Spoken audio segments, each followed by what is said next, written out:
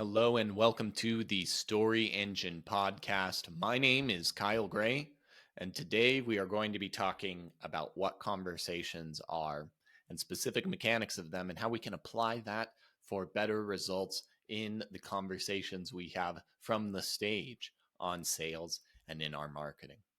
You see, our lives revolve around conversations. Some are simple, lighthearted, inspiring. Some are difficult, but also rewarding. And some can be downright draining and frustrating. But what makes the difference between a conversation that goes well, where everyone feels understood, feels good after, and there's clarity, or one that goes poorly? People feel worse, trust each other less, and reinforces confusion. Whether in work, in friendship, or in love, we generally want to have more good conversations than bad. This is especially true when the conversation is about something difficult or important. But what makes the difference between the two? It has very little to do with what the conversation is about and more to do with how they are communicating. This means that stages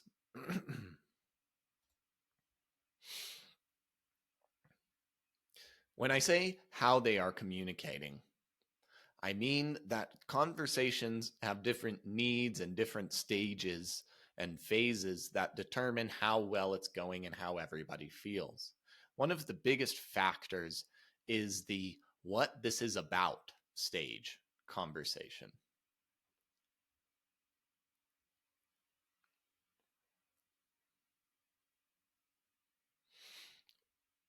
When I say how they are communicating, I mean there are different stages and factors that lead up to what adds up to a good conversation.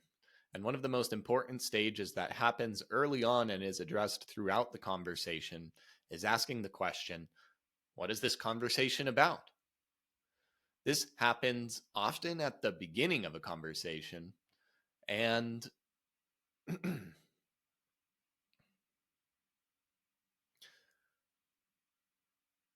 one of the most important stages of a conversation is asking the question, what is this conversation about?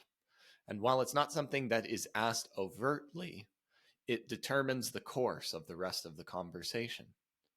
The what this is about conversation is a part of a way to allow everybody to understand if we're on the same page and talking about the same things. We ask the questions, what does everyone want from this conversation and why it is important to them? Whose needs are being met? Is this a serious or lighthearted conversation? Are we making a decision together? Are we solving a problem? Are we seeking understanding? These are rarely questions that are asked openly or out loud, but they are crucial to be understood throughout the conversation. And it usually happens with a mixture of body language, tone, subtext, and context, and happens so naturally and frequently that you've probably never noticed it happening before.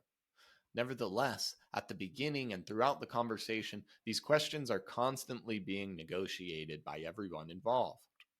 And while it is subtle, it's foundational.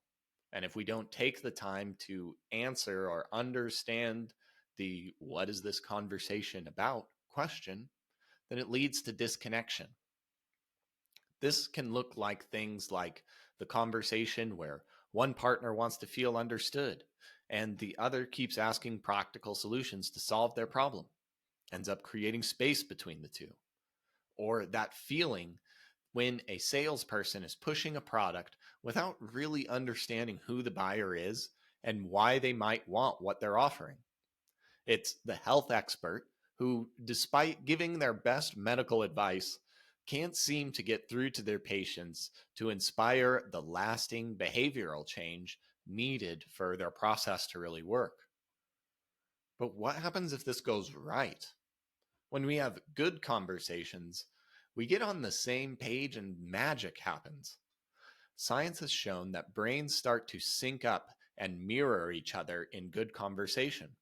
It creates a sense of safety and trust where everyone feels understood and respected. We think more creatively and can come up with ideas and solutions neither one of us would have had alone. And when we're not, we dig our heels in and we defend our current point of view. Now, the good news is this same idea that can transform how you have conversations in your personal life can be applied to how we conduct our present.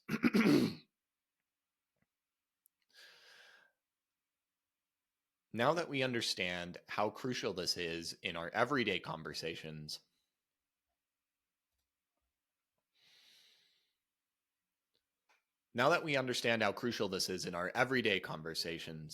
we want to know how this same idea can be applied to how we conduct our presentations, our sales, and our content.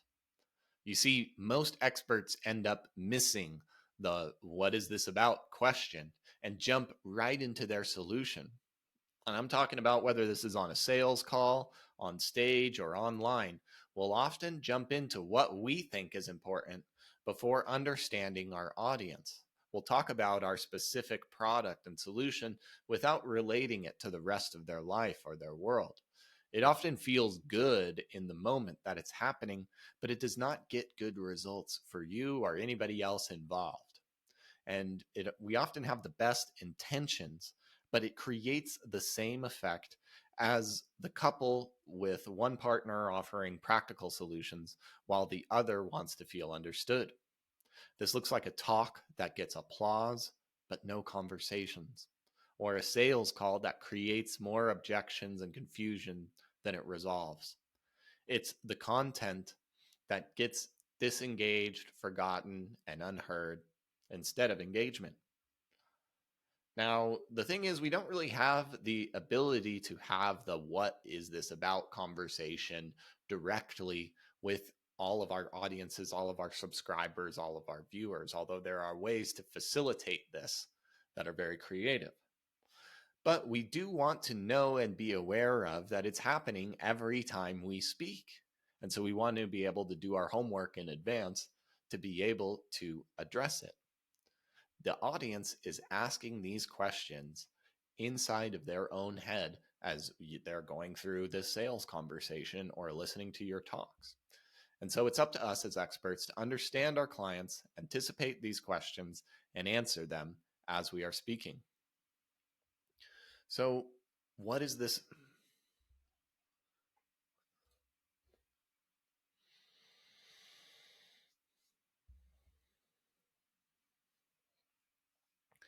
So, if we take our time to understand and ask, what is this question really about with our ideal clients, we can start to look deeper beyond just the solution that we provide and really tell a more comprehensive story. Here's a few examples. For a health expert, is the health condition you're working with just a lab reading and a protocol? Is it really just a conversation about diets, cutting out gluten, exercise, and supplements? Or is it about being able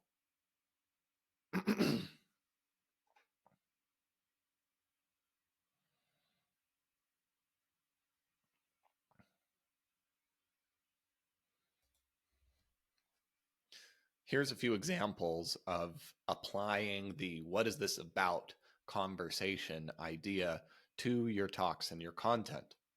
For a health expert, is this really just a health condition or Fuchs?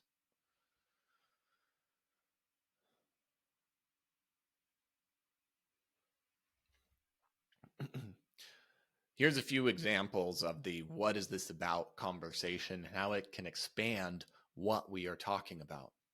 For a health expert, is a health condition you're working with just really some lab readings and a supplement protocol? Is it really just a conversation about diets and exercise and supplements? Or is it about your clients being able to walk with their young daughter down the aisle decades in the future, still healthy, able, and present?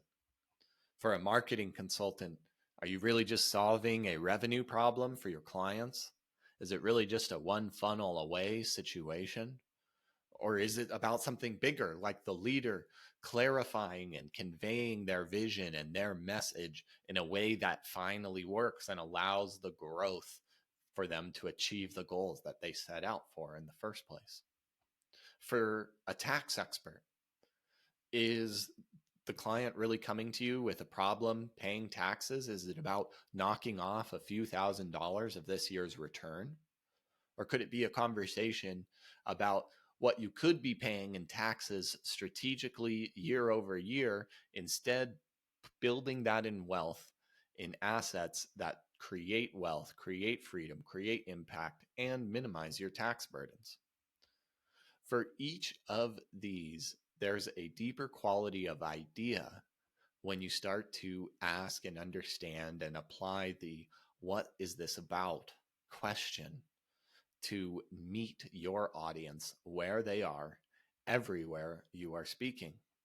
And if you can be present to how this conversation flows and unfolds in your audience's mind and meet them where they are, it's going to transform how you speak and what you speak about. This is what your audience needs to feel understood, to build trust, and to make the right decisions. And understanding the "what is this about" conversation question will help you have better conversations and results on stage and through your life. When you take the time to consider and answer this question for your clients in your messaging, they will feel safer with you. They will remember more of what you have to teach and begin to think more creatively. This means you're going to show up with more confidence and clarity in your messaging. Clients are going to start volunteering instead of objecting to your offers. You're now going to be finishing your talks early instead of late because you're clear on what you're talking about. This is one of the many simple yet very powerful frameworks that can create a tremendous amount of confidence and clarity in what you're talking about and how you're talking about it. You already know everything you need to know. You have all of your skills.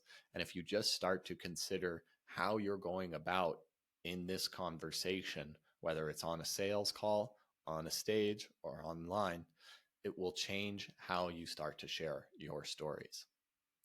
The idea of the "what is this about" conversation was inspired by Charles Duhigg's new book, Super Communicators. It has been an absolutely fascinating read that I've been going through.